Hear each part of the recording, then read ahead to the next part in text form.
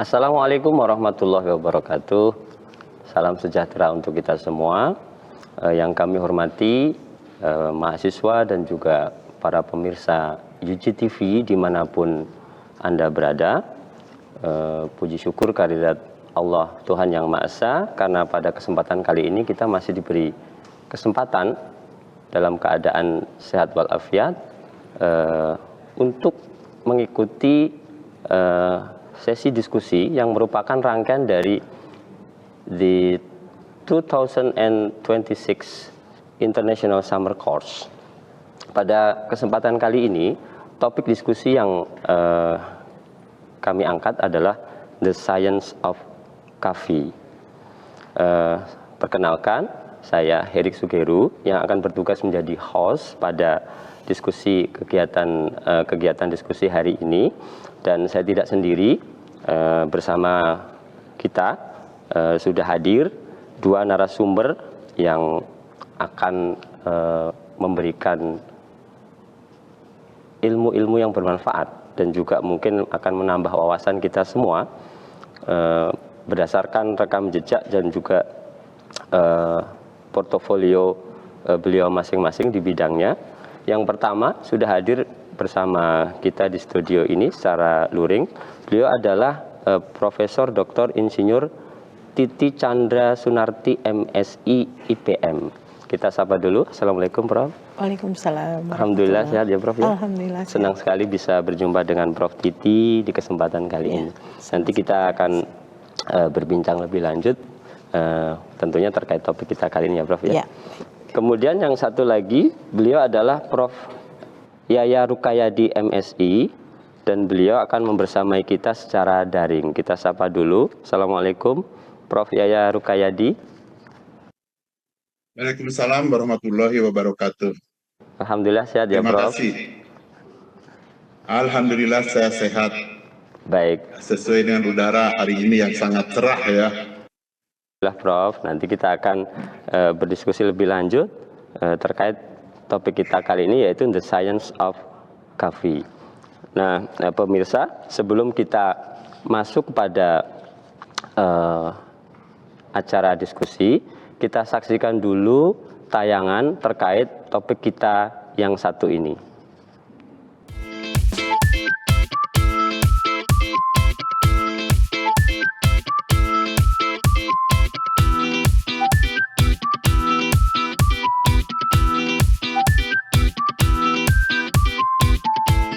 Focus should be given to coffee cultivation methods that restore ecosystems, empower agricultural communities, and secure long-term crop resilience.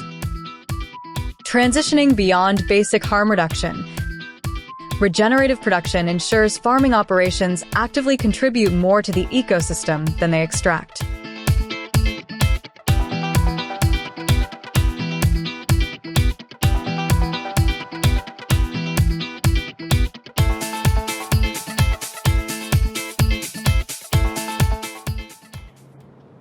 Baiklah pemirsa, demikian tayangan mengenai topik kita kali ini. Selanjutnya kita akan masuk pada sesi pertama diskusi.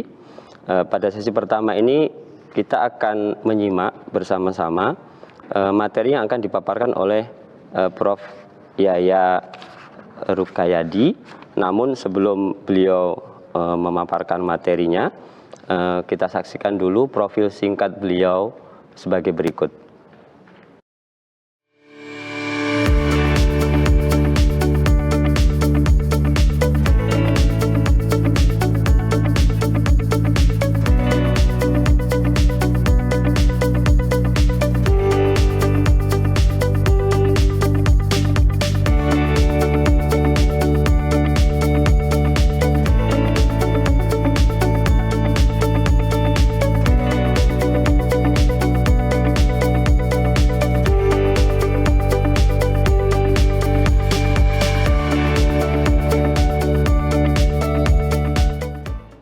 Demikianlah profil singkat dari Prof Yaya Rukayadi. Selanjutnya kami persilahkan kepada Prof Yaya untuk menyampaikan materi terkait topik kita kali ini. Waktu dan tempat kami persilahkan Prof.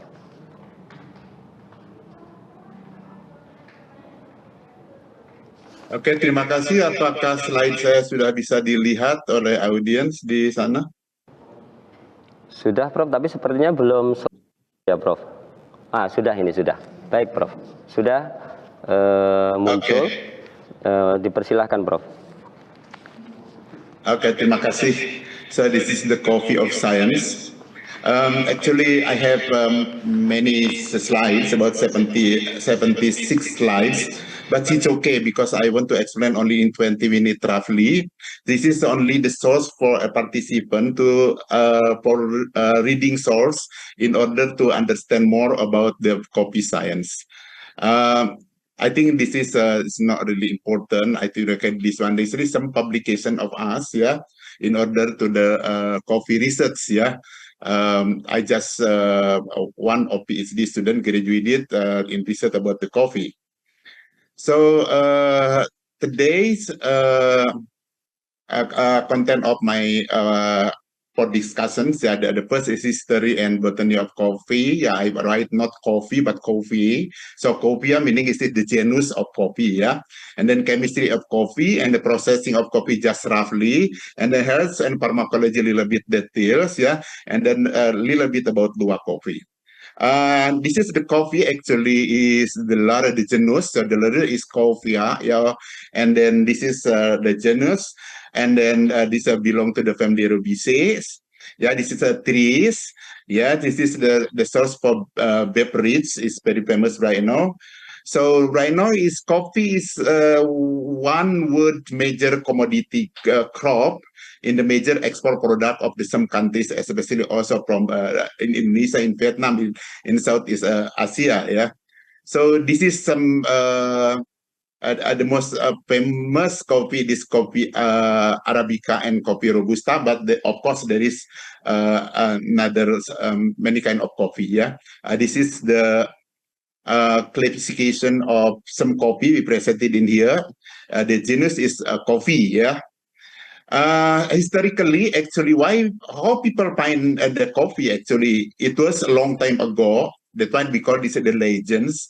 In the Ethiopia, so in Ethiopia, a lot of goats in there. So also there is a coffee plants in there, coffee plantation. And when the goat eating part of that plant, especially in the berries, but also and then got it to become very frisky, to become active, to become jumping, to become very loudly and look very happy and try to approach each other. And then people in there in Ethiopia try to test it why, and then they feel happy also. They feel like thing very light in the head. So the eye. It was sleepy and to become fresh, and then but at that time in Ethiopia, they even read some eat some plants. Yeah, I mean some the drink from the leaf of coffee, yeah. But by the time and then spread to Middle East, and then Middle Eastern people, Arabian people try to roast it the berries, and then to become more acceptable, to become famous and famous. So that the short history, the legend of finding of the coffee. Right now we enjoy with the coffee, yeah. So in here also. In coffee, there is some calcium carbonate and other lime mineral, sometimes used to reduce acidity in the soil, yeah, because coffee needs some natural soil to promote the good growth in the farm, yeah. So this is one is of the biology, yeah. After you plant, after 3 and 5 years, they started to be fruits, yeah. And then the flower is like jasmine, yeah. And then also you can see here, so the good coffee in plantation, yeah. And we call sometimes people berries, but in coffee we call drapis, yeah.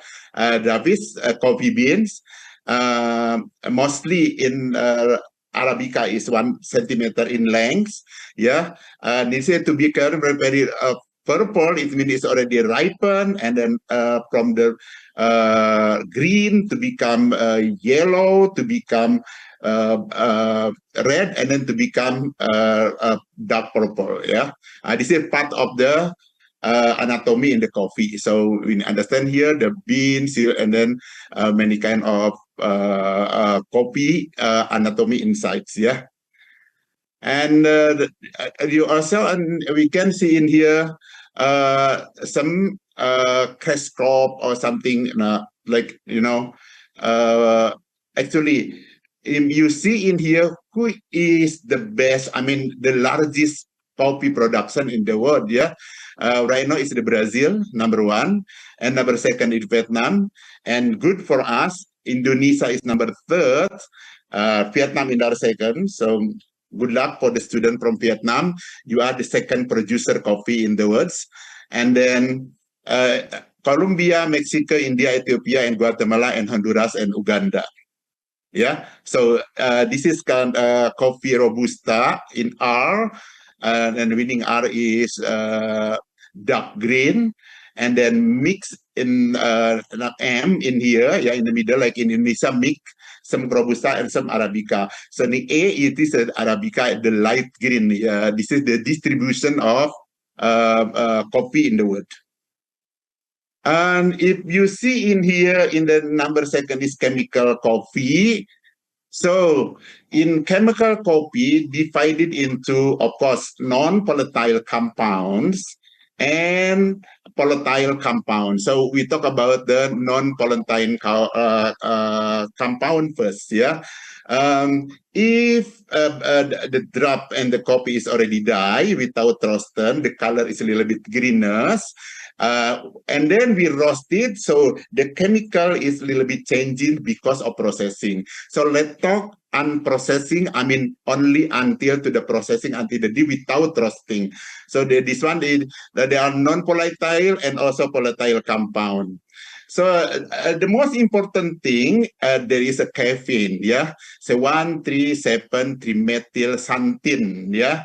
The caffeine is the most important molecules, or the most responsible for bioactivity in coffee. This one is part of the alkaloid. So coffee is alkaloid. There is like N. There is an compound in here. So being present in the green, also in the roasted. So caffeine, because caffeine is non-volatile. So when the roasted is still remaining in there. So after heating or something, a non-volatile compound still in there. So the content of caffeine between 4% to 2.5%. The content caffeine does not change during maturation of green coffee. So this is always content like this. Lower concentration of theophylline, theobromine, paraxylene can also found in the coffee, like theobromine mostly in the chocolate, but also we can be found in the coffee, but in the lower amount. Yeah, and then the solubility caffeine in the water increase with the addition chlorogenic acid. So that's why natural provided in the coffee also chlorogenic acids. One of the function of chlorogenic acid to make caffeine more soluble in the water. Yeah, but of course there is another compound to increase the solubility, such as like citric acid, tartic acids, also present in the coffee beans. Okay, so we can see here also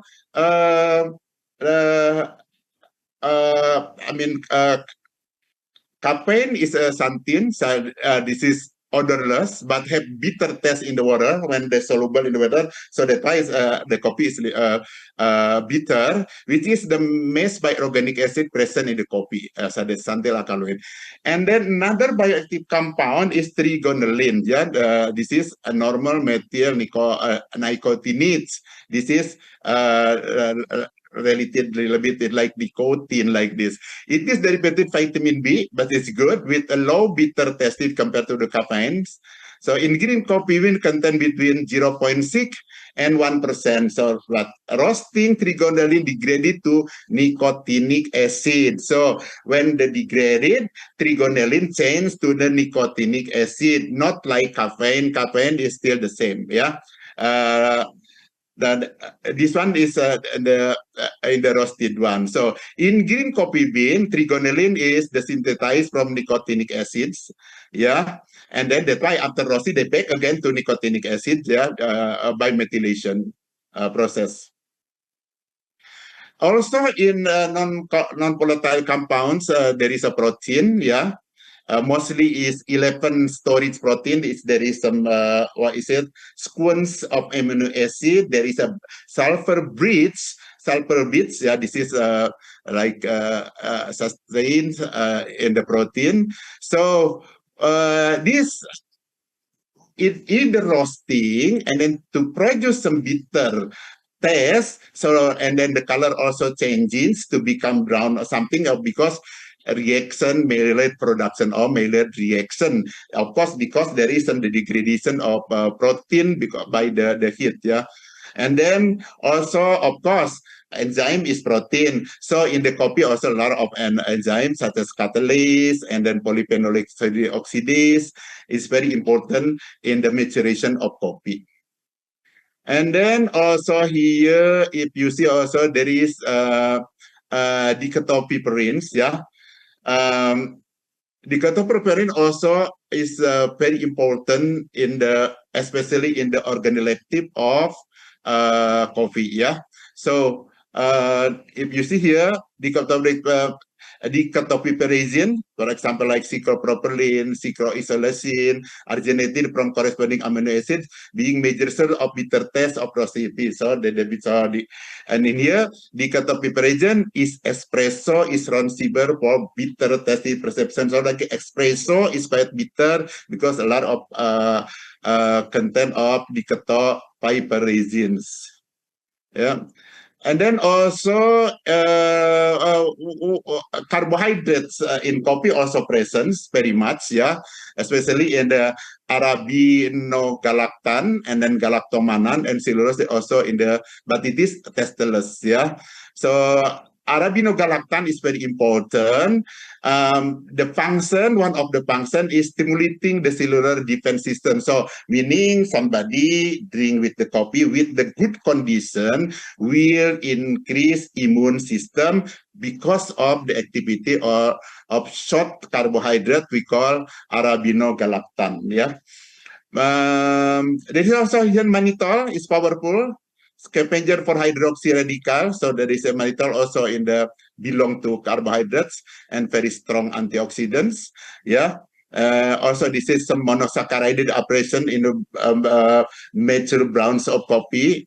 Yes, for example, like glucofructose also present in the coffee.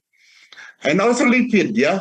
Of course, lipid also is very important. This is non-volatile in the coffee.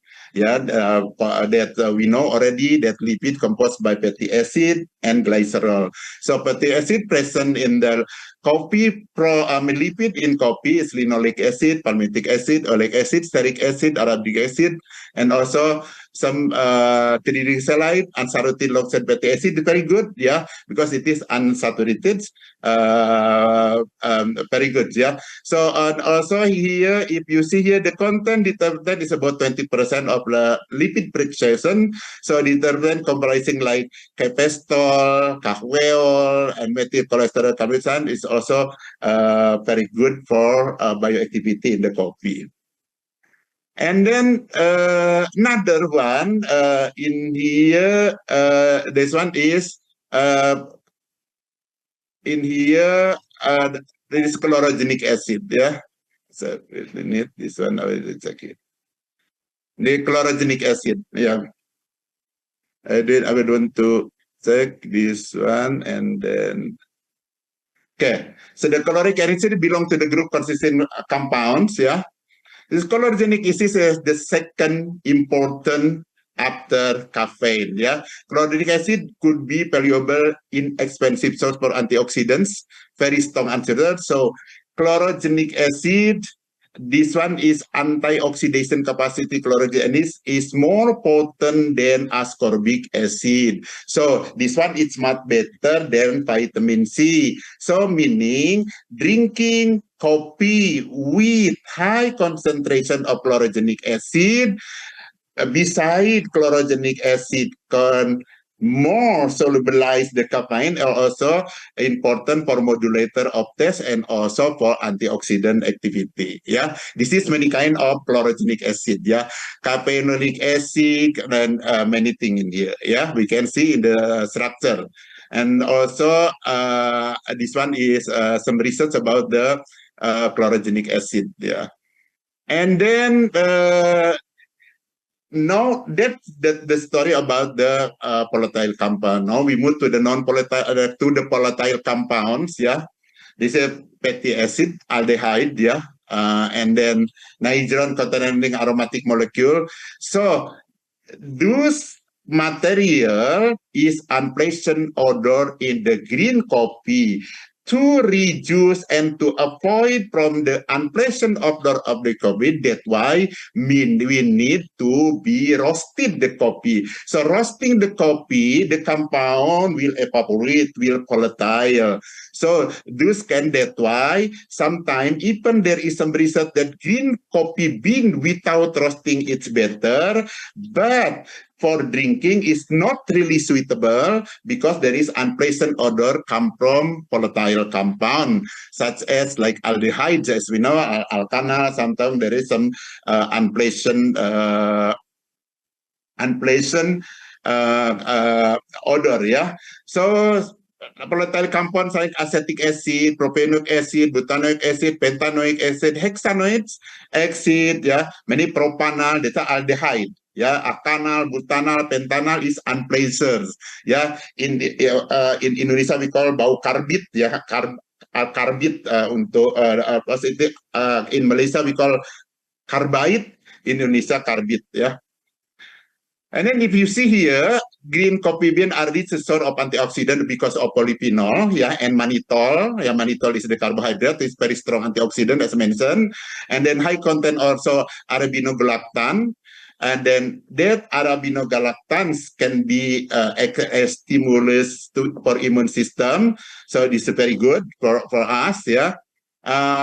Today coffee is worldwide. So when I was young, the people who drink the coffee is only grandpa, grandma, but right now everyone drink coffee. Without drink coffee, it's like ketinggalan zaman. It's like, oh, too old something. So enjoying coffee right now. So that's why we need to understand about the background and bioactivity of the compound. This is the process from the coffee bean to become coffee. I will not explain in detail. I think another lecture will explain. I just roughly in here, yeah.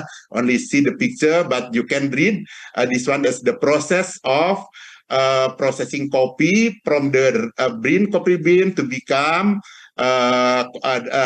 coffee ready to drink. Yeah, you can see here also some fermentation process. I will not explain in here because I want to focus only in the bioactivity.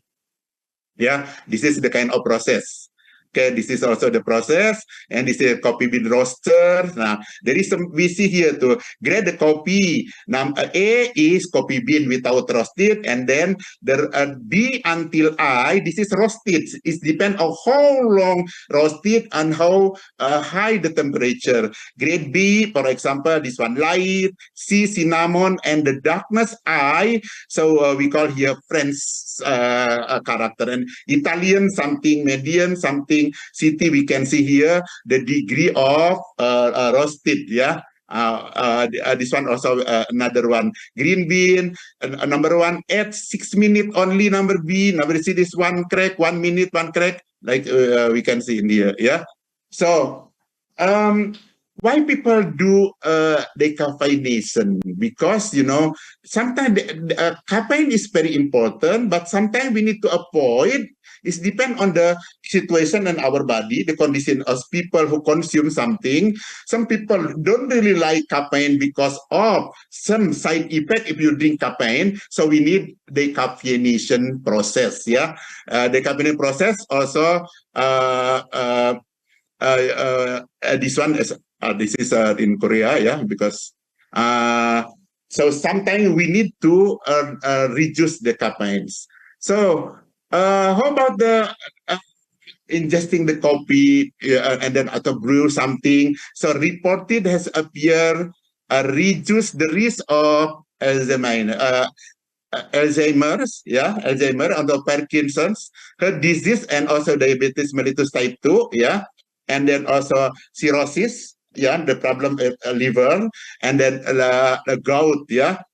Increase there is an acidity block associated with the disease as well. So some healthy effect of the coffee are due to because of the caffeine, but some people we need to reduce caffeine is something, yeah, because that's why in the discussions, so the student have to find when people need to drink coffee with high caffeine, low caffeine, without caffeine, because we need some chlorogenic chlorogenic acid, yeah, we need to discuss further, yeah. If you see here, the Alzheimer, so in the dementia, the genetic terminal was first described by the Germany physiatrist in 1906. Parkinson disease also, diabetes mellitus type 2, yeah, is because of the diet, and then cirrhosis, pengerasan hati, yeah, the liver disease, and also the problem in uric acids. And then also gastroesophageal reflux disease, GERD, yeah, in gastroesophageal reflux problem. This one is already have evidence to have good, but you need what the condition we need to process this one, yeah. And also this one, if you see here, coffee consumption will lead to the magnesium deficiency, hypoglycemia, risk factor for coronary disease. Now, really, this is a little bit contradiction because in functional food, there is all issue and controversy in functional food. So that's why the participant, I will deliver for discussions when we need to drink coffee and how much we need to drink. So because it depends on the consumer condition, yeah. Okay, so if you see here the caffeine content, drip coffee, espresso, 60, like drip coffee, meaning, you know, this is the drip coffee, like this, sorry, like this, yeah. This one, espresso, and then brew pressed coffee, instant, decaffeine is only 3 milligram. Yeah, and then caffeine also only 2 milligrams. So this is caffeine. This sometime. So for me, I like high caffeine effect. Some I discussed with the doctor. It is okay for me to drink high level of caffeine. Oh, because your condition like this, fine, like this. Yeah.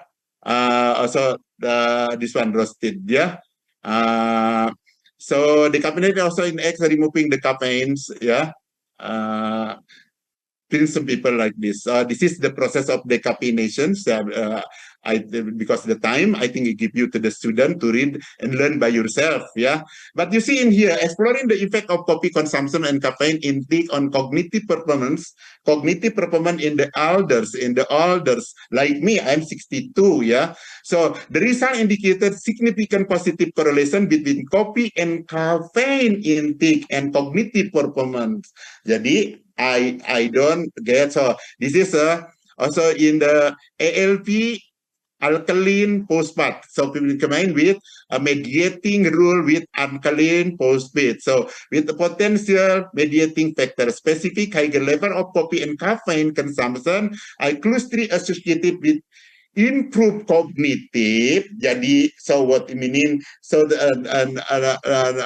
we always remember. So not dementia.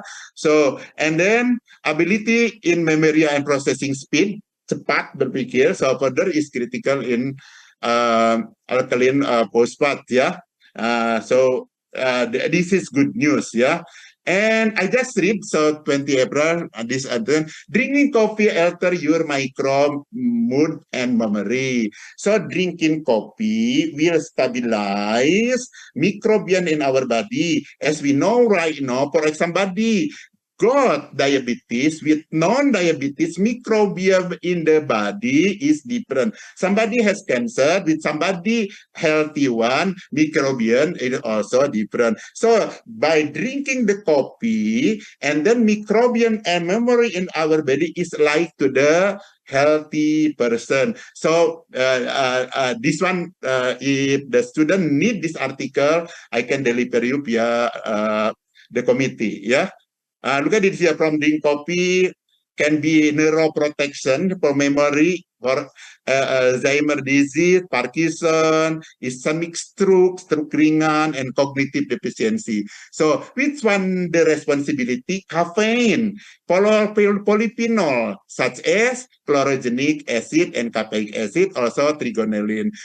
Diterpen kahwelol kolesterol yang from the fatty acid, that from the lipid is still under research. So because this is act as antioxidant, anti-inflammatory effect, and anti-apoptotic effect. Jadi the cell our body maintenance to in the neuroprotective. Also, this is a good 2026 for all the students to read this bioactive compound in coffee.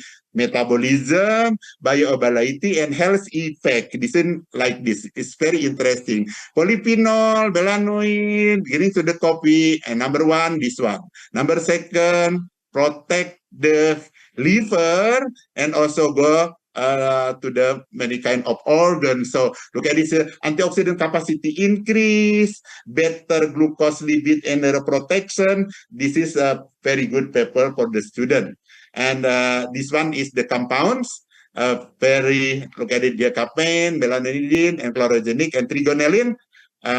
These are very good in our concentration. So a little bit of luwak kopi, and then luwak kopi always ask to me, why luwak kopi is very expensive and the quality is good? The problem is because one of the very important luwak or cipher can harvest the exactly ripe quality, good quality of ripeness. You know, in the plum, as to the people who pick up the berry, sometimes the not ripened yet, then included. But luwak kopi, beside the fermentation in their body, luwak can choose the correct ripe coffee. Yeah, so that why it is a very even in the prices already. Look at it, the price is quite expensive for the luwak kopi. Yeah, in Indonesia, we produce a lot of coffee, especially in Bali, also in Lampung. So one cup is about 50 pounds sterling or 99 a cup. Right now in Indonesia, the dollar is already 18,000 rupiah. So it's more expensive actually about the luwak kopi. This is the kind of problem that we. So this is the topic for the student discussion. Major chemical constituent of a coffee you need to organize. Chemical reaction during processing, I already mentioned one. Maillard reaction, there is another one. You have to find by yourself. Also, you can find in my slide. And health benefit of the coffee, I just put a little bit only. And then how much coffee should you drink a day? And people should avoid coffee if what the condition is in. Okay, thank you very much to the moderators. Terima kasih Prof. Yaya, menarik sekali materi yang telah dipaparkan, sangat membuka wawasan kita dalam memahami sains ya di balik secangkir kopi yang mungkin kita nikmati sehari-hari. Baik, kita akan melanjutkan diskusi untuk sesi yang kedua, namun sebelum itu mari kita saksikan jeda program yang satu ini.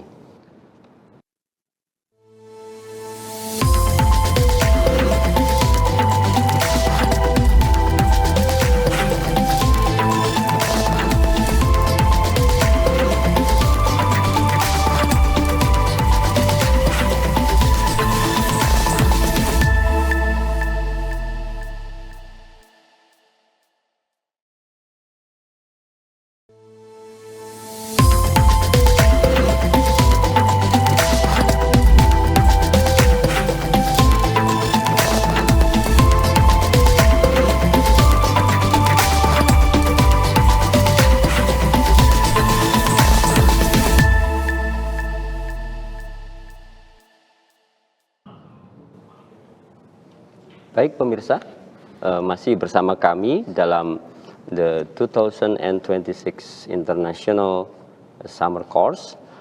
Di sesi kedua ini kita akan menyimak bersama pemaparan materi dari narasumber kita yang kedua. Beliau adalah Profesor Dr. Insinyur Titi Chandra Sunarti, MSI IPM dari IPB University.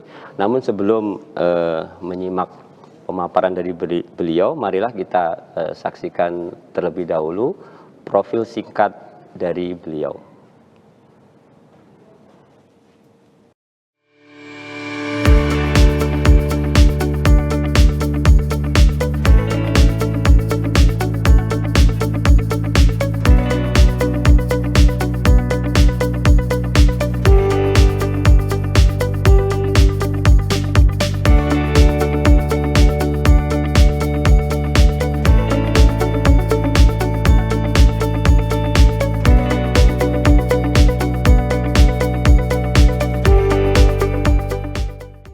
Demikianlah profil singkat dari Profesor Dr.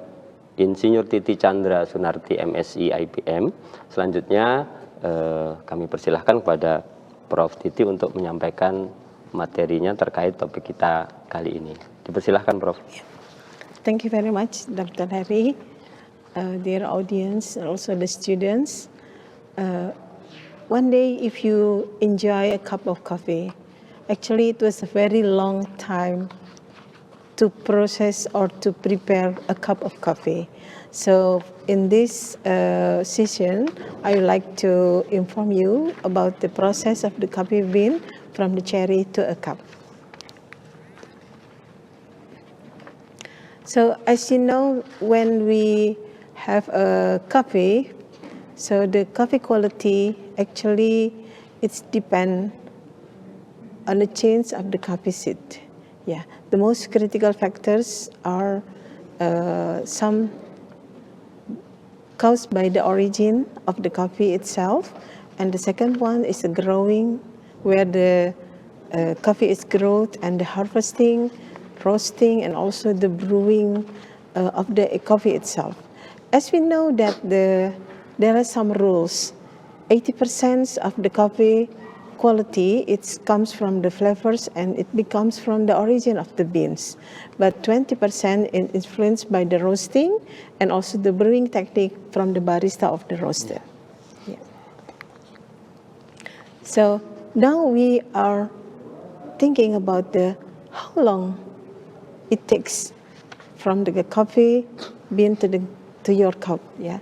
So for growing the coffee from the flower, actually it takes around 8 months from the flower into the beans. And then after we have to harvest it, so we need not more than 2 days, we have to harvest and also process. And maybe it takes several months from the process after the drying to transport the product into the storage room and transport into all over the world.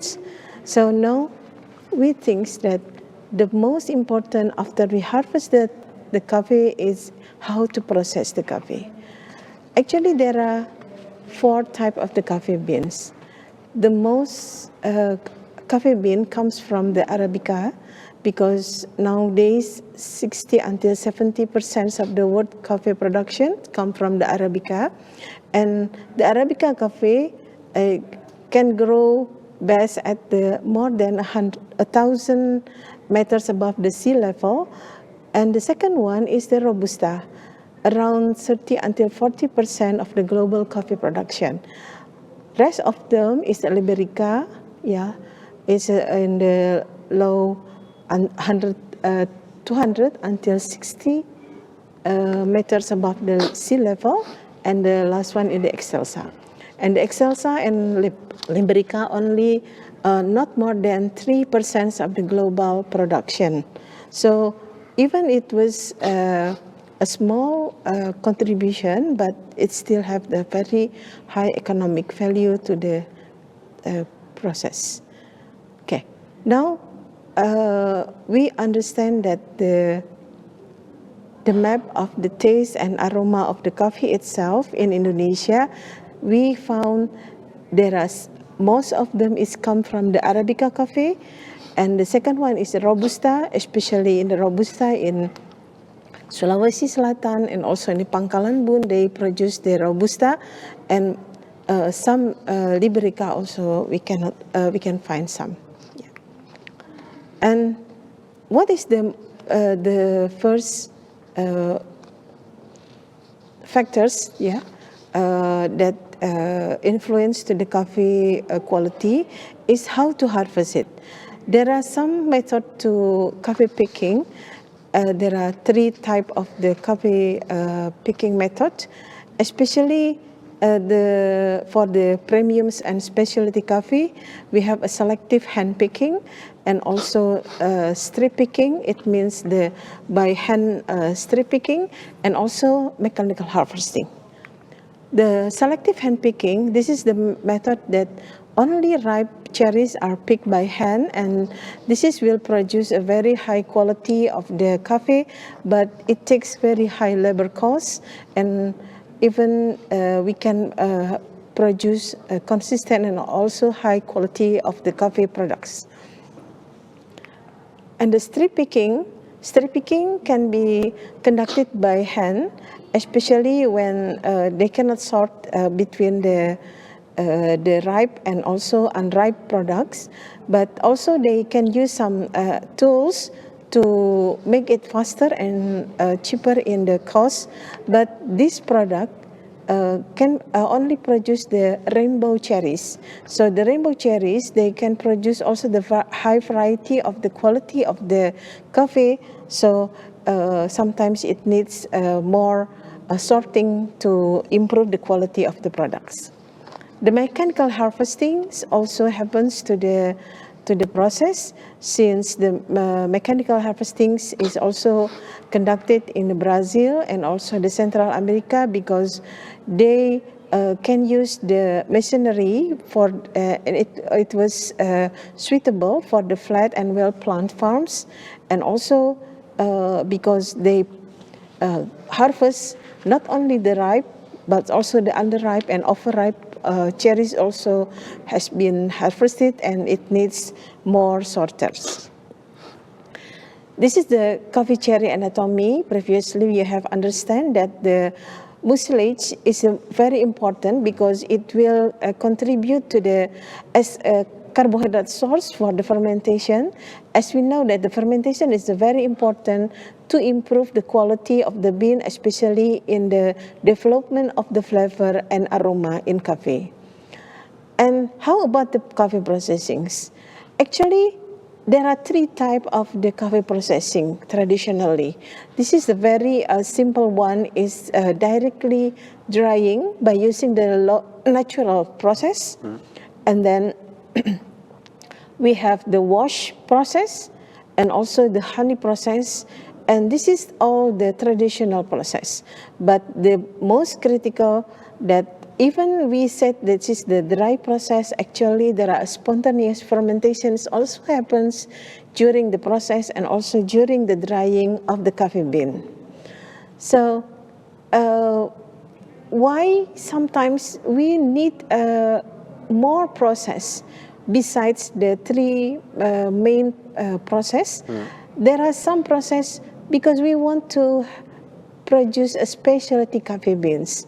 This is the 2 method, the modern method. Yeah. After we know about the application of the biotechnology, we also developed the direct anaerobic fermentation and also anaerobic fermentation in the process. So we will discuss later in the next slides. This is the natural drying process. Natural drying process, directly we dry the good quality of the cherries, and during the drying, the spontaneous fermentations happens, and the pulping to produce the green bean. But the wash or the wet process, we remove the skin of the cherries, and then we wash and also the fermentations happen during the drying. So we call it the wash because we remove the pulp, also the skins of the and this is the between the semi-wash and also the honey process. The semi-wash also conducting some fermentation because the fermentation actually they can produce more heavy bodies and also chocolate and nutty coffee tasting note. So this is very important to make a specialty coffee. Some special fermentation for the coffee processing, actually it's not only drying, wash, and also honey, and also induce the fermentation. Nowadays, the carbonic maceration and also induced fermentation, we add some fruits to improve the quality, also to improve the flavor during the fermentation, also make it totally different with the regular coffee. The anaerobic coffee processing, actually we do some fermentation, but because the fermentation produce the carbon dioxide and we close the reactors and it becomes a pressurized environment during the fermentation. So the condition during the fermentation, it become anaerobic and only the anaerobic microorganisms take involved in this fermentation. And how about the carbonic maceration? Actually, we add intentionally the carbon dioxide to remove the oxygen, and this carbon dioxides also induce the microorganism, which is only the anaerobic fermentation. So this is one way to accelerate the process compared to the anaerobic fermentation. So what happens after the cherries process and fermentation? Actually, previously we have also learned about the developing of some components after the roasting, and this table also prove that the microorganism also influence to make a new biochemical products, even it was a natural wash and also the honey process. And then if we finish with the fermentation, we go to the next very important step is the drying. Whatever we do, we choose the processing for the coffee bean. Actually, every process will go to the drying stage. The drying stage, this is the most critical post-harvest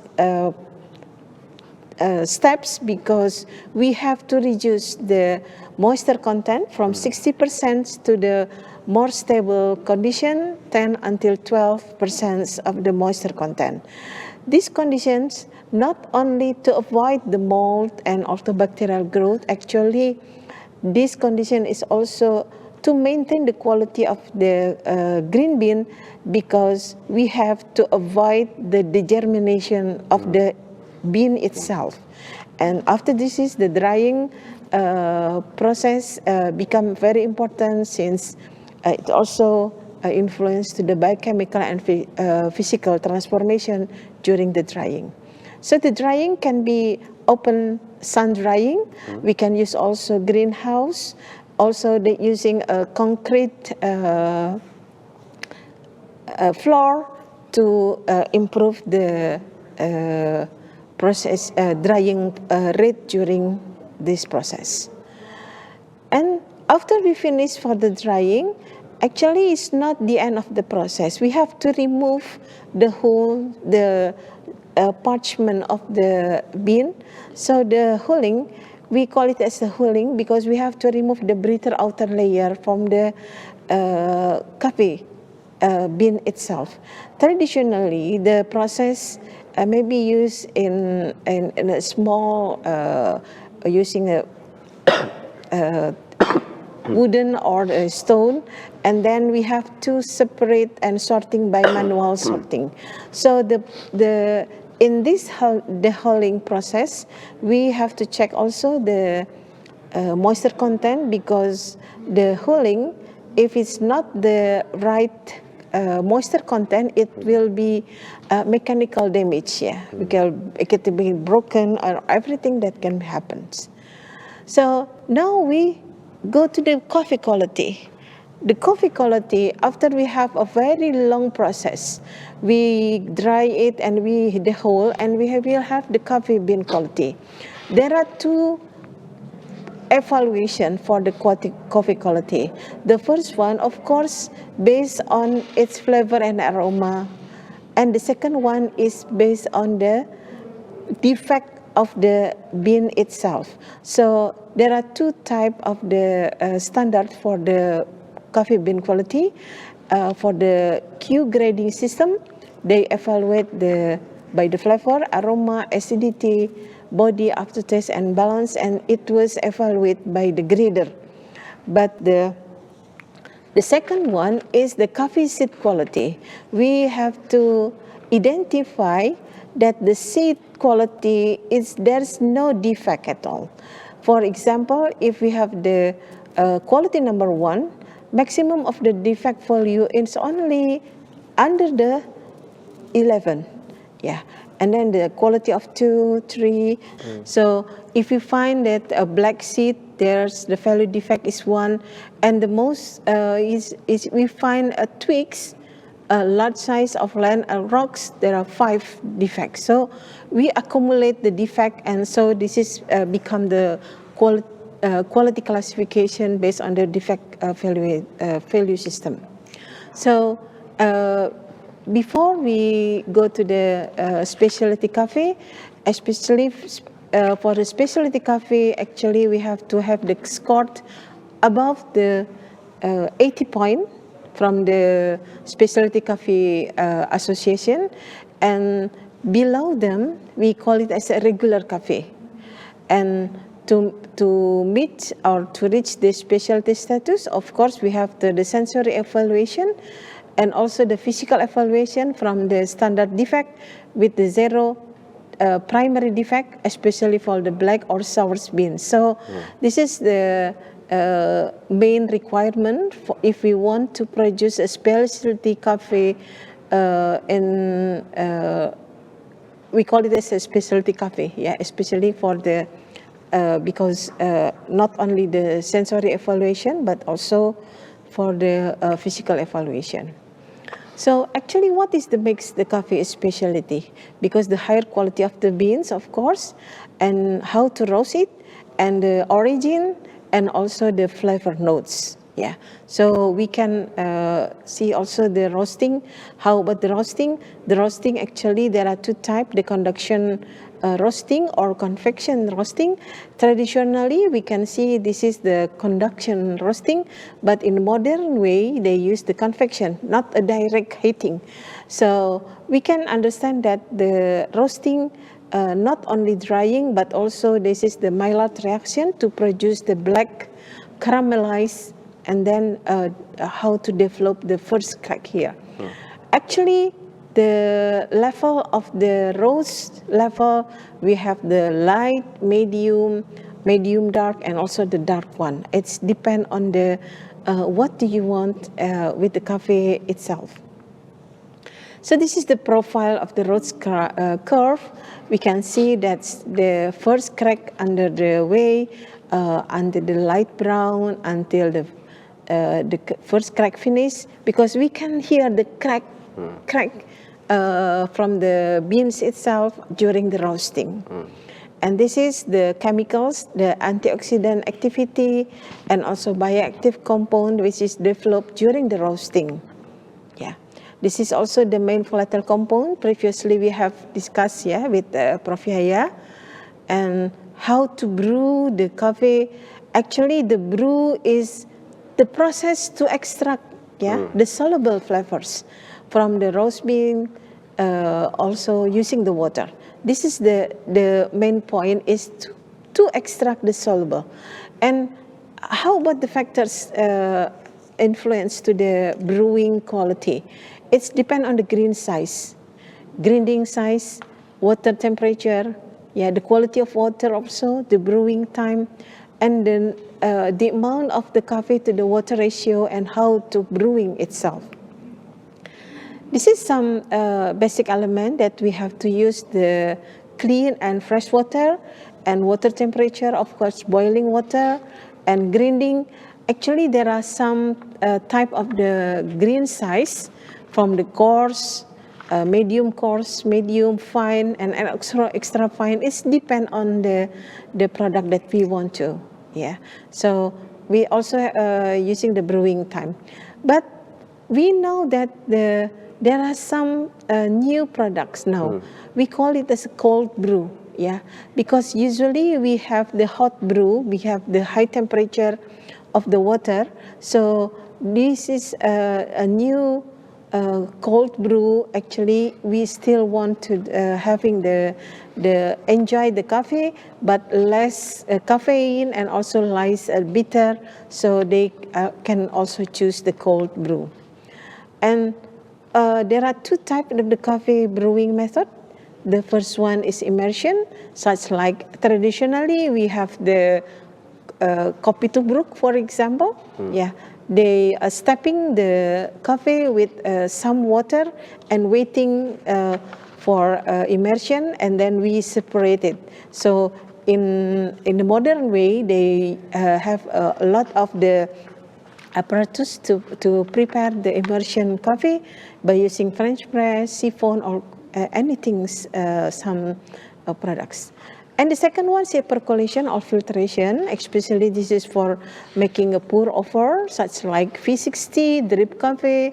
Also, if you use the coffee makers and espresso, also this is the filtration. This is the main characteristic of the coffee brewing. And the coffee brewing, how you use the tools for making the coffee, it's depend on the brewing time, the particle size, yeah, and also the number of the water to add with your coffee. And especially in the espresso, they need a very high pressure because they want to extract all the components inside the coffee itself. So now we can find a lot of the coffee that we can enjoy. You can choose the black coffee without the milk, and also coffee with the milk, yeah, with the iced coffee, and also specialty coffee. And all over the world, they can provide a typical coffee itself. So everyone can choose what kind of the coffee they can enjoy. You can choose the milk, you can choose without milk, or you can choose cold, or we can choose the hot one. So this is just for information. Actually, it's always a good time for coffee, anytime, in the morning, in the evening, in the night, so the coffee is. So the coffee also, of course, will make the life is better. Thank you very much. Baik, demikianlah pemaparan materi dari Prof. Titi Chandra Sunarti, sangat inspiratif dan membuka wawasan kita juga ya, bagaimana dari buah kopi kemudian menjadi segelas kopi yang kita nikmati itu ya Bu. Betul. Baik, kita akan berdiskusi lebih lanjut dengan kedua narasumber kita di sesi berikutnya, sesi ketiga. Tapi sebelum itu kita saksikan dulu jeda program yang satu ini.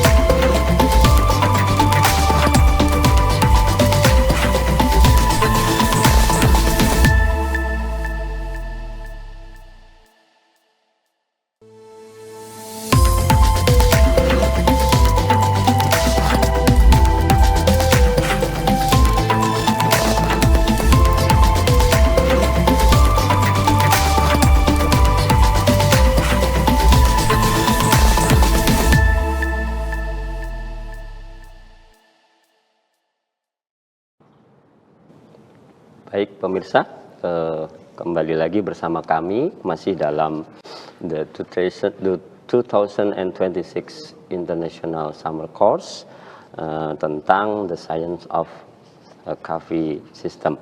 Baik, di sesi ketiga, sesi yang terakhir ini kita akan berdiskusi langsung dengan kedua narasumber kita, Prof. Yaya dan Prof. Titi, terkait topik kita kali ini. Yang pertama mungkin dengan Prof. Yaya lebih dulu. Prof. Yaya, apakah terdengar dengan baik suara dari kami, Prof? Ya, masih mendengar dengan baik dan jelas. Baik, saya tertarik dengan kopi luwak itu, Prof. Mungkin orang yang belum mengetahui proses kopi luwak seperti yang tadi sudah dipaparkan oleh Prof. Yaya, hanya mengira bahwa kopi luwak itu hanya sekedar brand begitu ya, Prof, hanya sekedar merek. Nah, ternyata kan memang itu prosesnya itu berkaitan dengan saifet tadi ya, luwak gitu ya, dari yang dicerna oleh luwak kemudian keluar lewat fesesnya. Nah, mungkin kan ketika orang mengetahui hal itu mungkin ada semacam persepsi yang kurang nyaman begitu ya, Prof ya. Apakah sudah ada teknologi rekayasa mungkin yang dibuat gitu ya, inovasinya itu diciptakan untuk meniru proses yang terjadi di dalam misalnya lambung atau pencernaannya luwak itu, Prof? Oke, sejauh pengetahuan saya, mungkin Prof. Titi bisa membantu ya. Selama ini untuk membuat semacam artificial fermenter seperti pada digestive tract atau saluran pencernaan pada luwak itu, pada civet, belum ada, atau memang saya ketinggalan zaman, dan sejauh saya belum ada gitu. Tetapi kemungkinan ke arah itu, karena mungkin orang selalu, meskipun kalau tidak salah, mudah-mudahan Prof. Titi bisa bantu, bahwa MUI sudah menyatakan bahwa luwak kopi itu adalah halal ya, gitu, karena di situ tidak terjadi pendegradasian menjadi feses, jadi tetap saja bijinya itu adalah utuh ya. Yang tadi Prof. Titi jelaskan di dalam proses pembuatan dari berries kopi kepada cup of coffee is depend on the best ripen,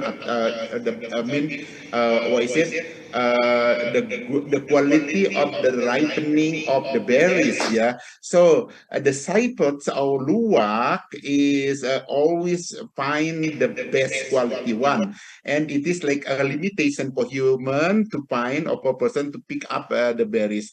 So that my answer so far, to the best of my knowledge.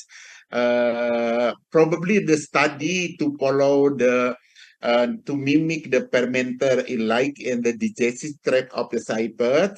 Probably people still doing it, but the established one, to the best my knowledge, there is not yet. Thank you. Terima kasih, Prof. Bagaimana Prof. Titi? Kan mungkin orang kopi luwak, oh no, it came out with civet feces kan itu ya. Mungkin bukan masalah halal atau ini, tapi kan mungkin jijik begitu ya, Prof ya. Nah, apakah sudah ada misalkan biofermentor atau apa begitu, Prof? Yeah, actually we not only concerned about the halal, and because also some people in the outside there concerned about the animal welfare, because the luwak itself only feeding by the cherry fruits nowadays. So if we saw from the animal welfare is also it's not a good way to produce the coffee luwak. In IPB we have developed some process by using the microorganism, and we isolate from the feces of the luwak itself. But unfortunately, we only can isolate the aerobic bacteria. But as we know that inside the stomach of the luwak, there's anaerobic fermentation actually. So we imitate the condition in the luwak, but we using the aerobic bacteria to replace the process by using the in vivo from inside the luwak. Yeah, in IPB we have, but not similar. But we try to isolate the indigenous microorganism from the luwak feces. Yeah. And maybe because of that, the fermentation quality different to its original. The original one, yes, that's right. Baik, berikutnya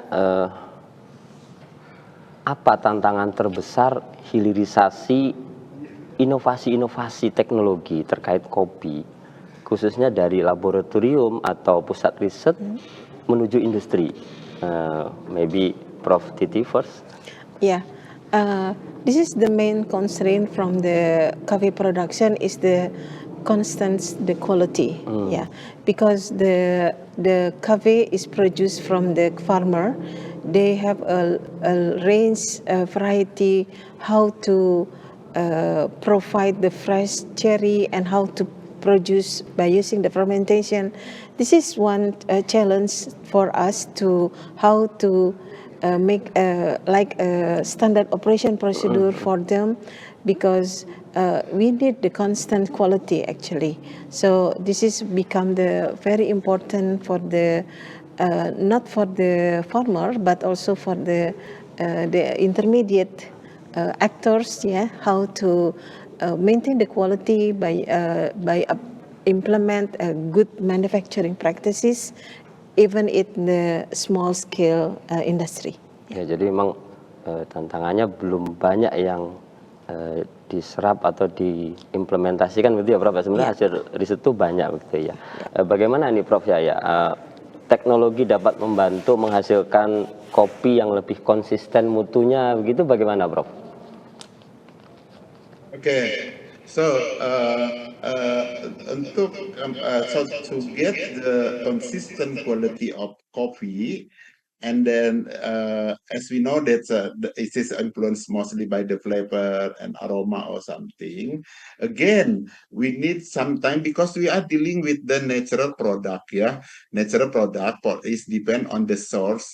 When they plant the source, yeah, we got the berries. Yeah, and I mean the quality of that coffee sometimes is not only depend on the genetic itself, but also influenced by the environment. So we need to work together with the agronomy or something to find the quality, the content of chlorogenic acid, the content of the trigonelline and also caffeine in the coffee should be consistent. That is because those of them are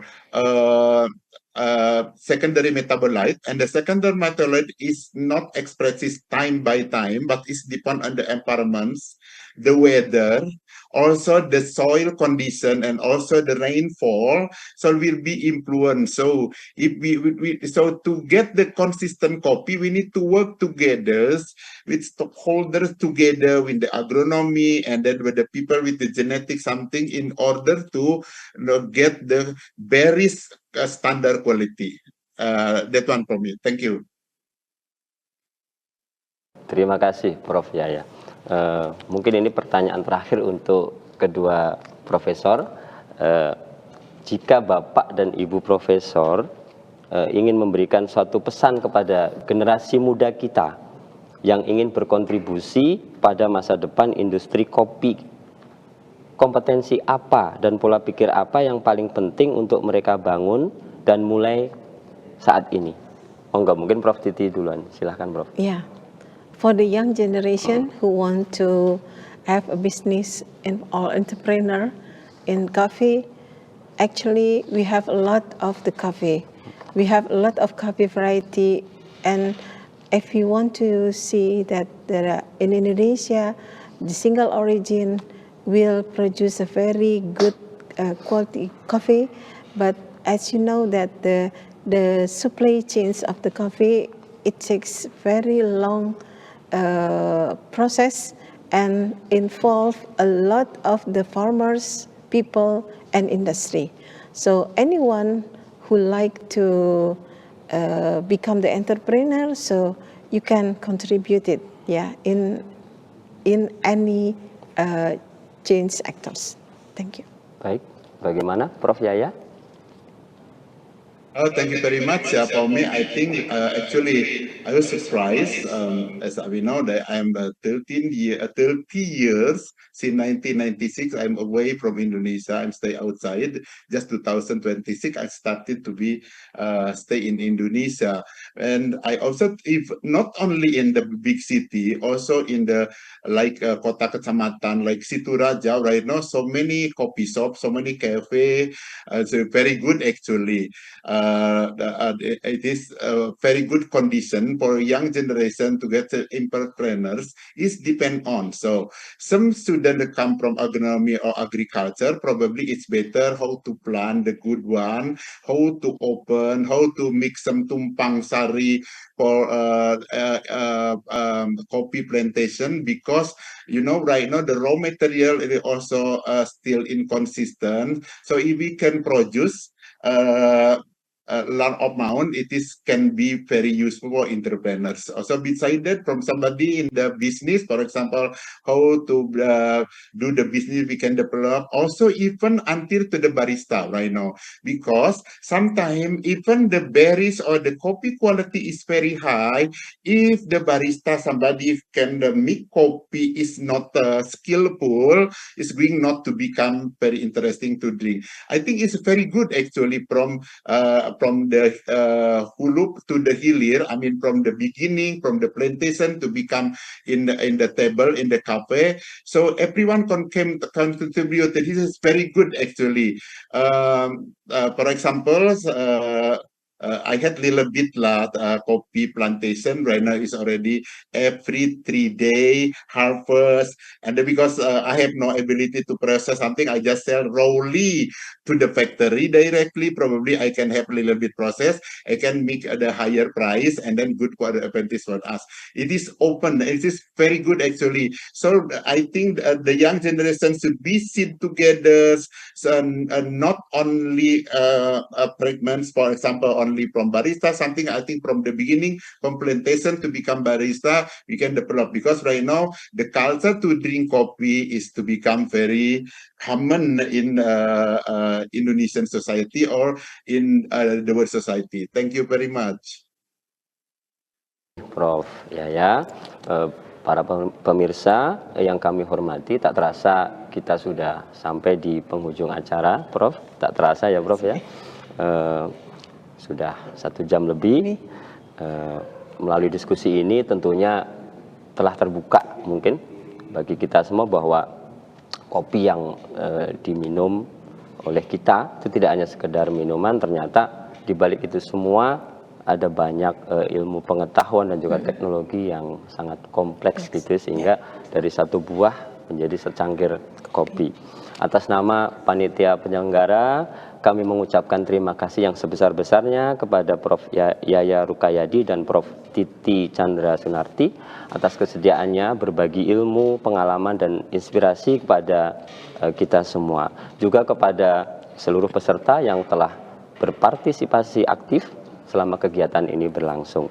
Semoga diskusi kita hari ini tidak hanya menambah wawasan, tapi juga menginspirasi lahirnya inovasi, riset, dan juga kolaborasi-kolaborasi yang baru untuk memajukan industri kopi, khususnya di negara kita.